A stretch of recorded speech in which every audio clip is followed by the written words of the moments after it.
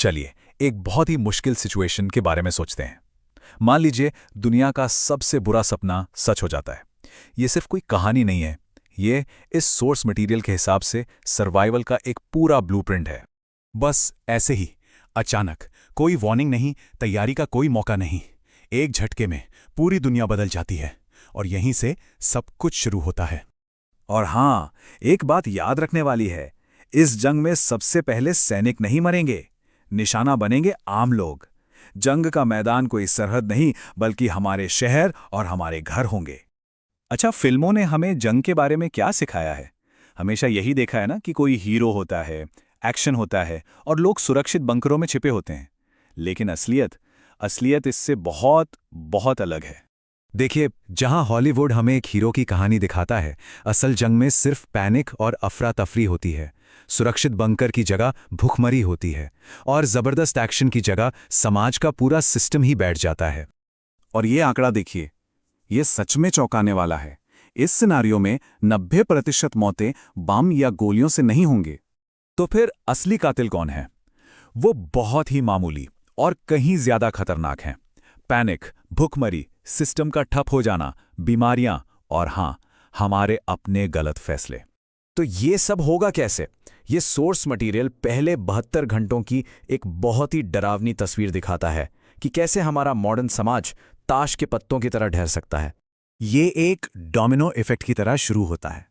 पहले ही घंटे में इंटरनेट और कम्युनिकेशन बंद, 24 घंटे के अंदर पूरा बैंकिंग सिस्टम जाम और 72 घंटे होते होते खाना और जरूरी सामान की सप्लाई चेन पूरी तरह से टूट जाती है।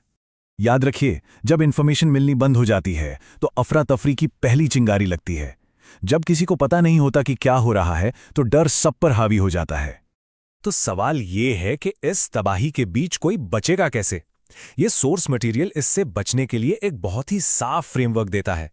और ये सब एक ही सिद्धांत पर टिका है कि सबसे बड़ा खतरा दुश्मन की सेना से नहीं, बल्कि घबराई हुई बेकाबू भीड़ से है। इसीलिए पहला और सबसे जरूरी नियम है, भीड़ से बचो। जो भीड़ के पीछे चलता है वो सबसे पहले गिरता है। सोर्स में साफ साफ बताया गया है कि इन जगहों से दूर रहना है। एयरपोर्ट्स मौत के जाल बन जाएंगे, रेलवे स्टेशन अफरा तफरी के सेंटर और शहर तो पैनिक जोन होंगे। दूसरा नियम, जानकारी ही सबसे बड़ा हथियार है।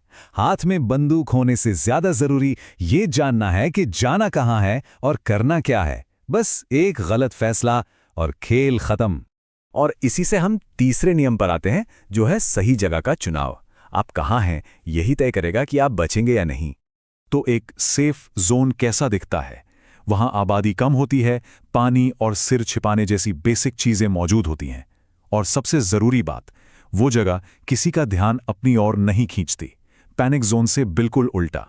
लेकिन असली हथियार क्या है? वो कोई बंदूक या चाकू नहीं है, वो एक ऐसी चीज है जो हमारे अंदर है, हमारे दिमाग में। एक और कड़वी सच्चाई यह है कि कोई मदद नहीं आएगी, सरकार या कोई और सिस्टम, वो पहले खुद को बचाएगा। जो लोग बचेंगे वो भावनाओं से नहीं बल्कि लॉजिक से सोचेंगे। ये शायद सबसे जरूरी लाइन है। देखिए, सबसे ताकतवर इंसान नहीं बचेगा और ना ही सबसे होशियार। बचेगा वो जो उस वक्त शांत रह पाएगा जब हर कोई पैनिक कर रहा होगा। बस वही इंसान सरवाइव करेगा। इस पूरी बातचीत का मकसद किसी को डराना बिल्कुल नहीं है। ये एक चेतावनी है, एक अपील है कि हम सब दिमागी तौर पर तैयार रहें। तो सच्ची तैयारी आखिर है क्या? ये सामान इकट्ठा करने के बारे में नहीं है, ये सही माइंडसेट बनाने के बारे में है, दिमागी तौर पर मजबूत होने के बारे में है। सबसे बड़ा खतरा बाहर नहीं, हमारे अंदर है। ये कोई बम नहीं है, ये वो दिमाग है जो तैयार नहीं है। तो आखिर में ये एक सवाल हम सबके सामने आकर खड़ा हो जाता है। एक ऐसा सवाल जिसका जवाब हम सबको खुद से पूछना होगा कि क्या हम सच में तैयार हैं?